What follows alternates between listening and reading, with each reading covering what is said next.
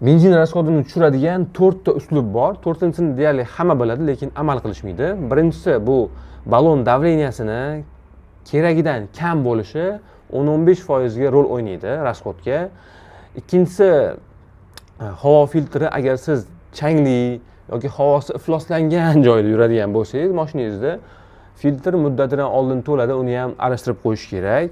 Uchinchisi svecha yomon benzin ta'sirida ishdan chiqib, zazorlari kengayib ketgan bo'lsa, benzin rasxodini aniq oshirib yuboradi.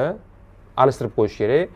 Va to'rtinchisi agressiv haydash. Bu rasxodni eng katta kushandasi, benzinni katta kushandasi deylik. Chunki svetoforlardan vang etib qo'zg'alib ketsangiz, juda ham katta rasxod olib keladi bu mashinangizga. Agar plavniy qo'zg'alsangiz, 1,5 ming, 2,5 ming оборотda qo'zg'alsangiz, mashinangizning benzin rasxodi ancha tushganini sezasiz. Videomizni mashinasi borlarga jo'natib qo'ysanglar, ular ham foydalansin. Shunaqa. Bu layfhak emas, ma'lumotdan.